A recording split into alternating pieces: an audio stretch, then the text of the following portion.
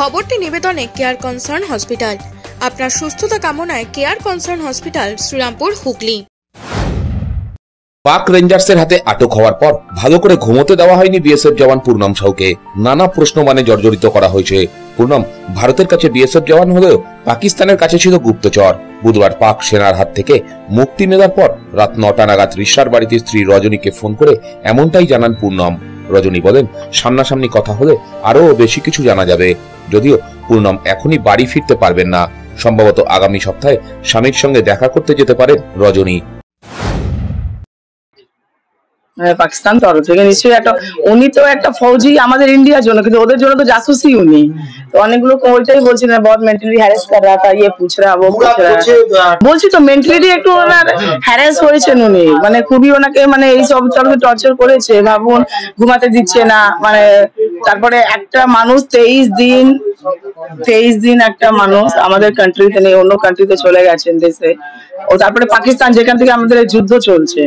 তো এটা খুবই একটা টাফ সিচুয়েশন ছিল, যেটা দিয়ে মোদিজি খুব ভালো সিচুয়েশন দেখে এটা বার করলেন। যাই হোক, কালকেই তো উনি মানে ফ্রি হয়েছেন, হয়তো এখন আগে জানতে পারবো কি আছে না আছে, সেরকম তেমন কথা হচ্ছে না। ওই 5-10 মিনিট ফোন করেছে।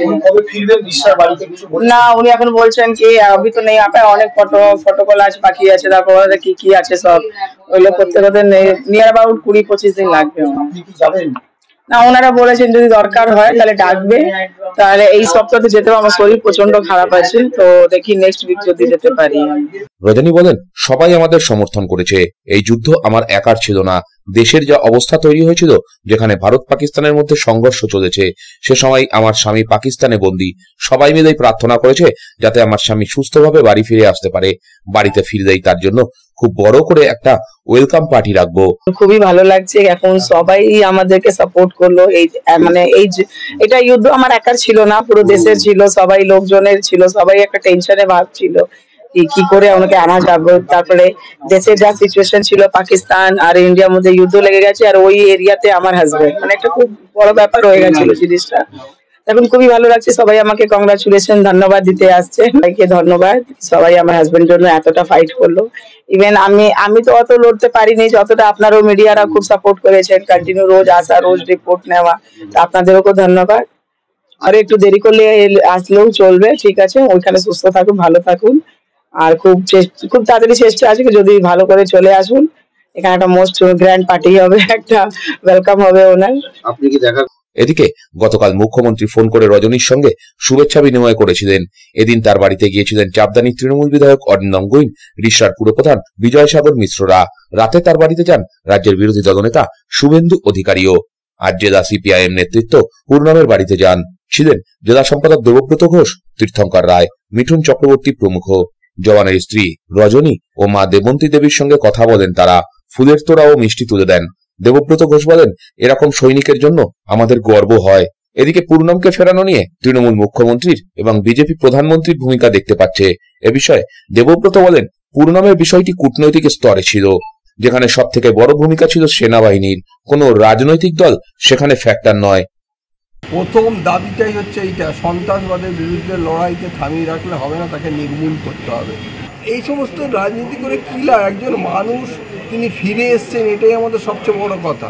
আর সবচেয়ে বড় কথা হচ্ছে যে এইটা আমাদের বুঝতে হবে, যারা এই সমস্ত দাবি, এটা একটা থানা থেকে কাউকে ছাড়িয়ে আনার ব্যাপার নয়, একটা জেলখানা থেকে ছাড়িয়ে আনার ব্যাপার নয়, এটা একটা অন্য দেশ থেকে ছাড়িয়ে আনার ব্যাপার। সুতরাং যখন এটা আন্তর্জাতিক একটা সম্পর্কের ব্যাপার থাকে, রিলেশনের ব্যাপার, তখন তোমাকে জানতে হবে যে এটা কূটনৈতিক স্তরে আলোচনার বিষয়, এবং সেখানে সবচেয়ে বড় ভূমিকা থাকে সেনাবাহিনী। কোনো পলিটিক্যাল পার্টি সেখানে বড় ফ্যাক্টর না, সেনাবাহিনীর ভূমিকা এটাই হচ্ছে সবচেয়ে বড় কথা। সেই সেনাবাহিনী একটা গ্লোরিয়াস রোল তারা প্লে করেছে, এটা তো অস্বীকার করছি আমরা। তারাই তো হচ্ছে সেই স্তরে বোঝাপড়া করে তাকে ফিরিয়ে নিয়ে আসতে পেরেছে। ওকে ক্রেডিট দিতে হয়, কৃতিত্ব দিতে হয়, তাহলে ভারতীয় সেনাবাহিনীকে ক্রেডিট দিতে হবে। একই ছাদের নিচে স্বল্প ব্যয়ে সমস্ত রকম চিকিৎসার সুযোগ পেতে রিশরা মাতৃসদন স্বনামধন্য চিকিৎসকের তত্ত্বাবধানে 24 ঘন্টায় অন্তর্বিভাগ ও বহির্বিভাগে চিকিৎসার সুবিধা, স্বল্প ব্যয়ে X ray, ultrasonography, ECG, eco অপারেশনের সুযোগ সহ আইসিইউ ইত্যাদি সুবিধা। আপনাদের সেবায় মাতৃসদন। চিকিৎসা পরিষেবায় এক বিশ্বস্ত প্রতিষ্ঠান স্পর্শ। চাপদানি পৌরসভার উদ্যোগে বিশিষ্ট সুচিকিৎসক দ্বারা পৌরসভার সন্নিকটে স্পর্শ দিচ্ছে আইসিইউ এর পরিষেবা। আধুনিক মেশিনের সাহায্যে অত্যন্ত কম খরচে আপনি যে কোনো চিকিৎসার পরিষেবা পাবেন এই হাসপাতালে। আছে মেডিসিন, ওটি। স্পর্শ শুধুমাত্র লোক দেখানো নয়, কাজেও অত্যন্ত সুপরিচিত নাম স্পর্শ।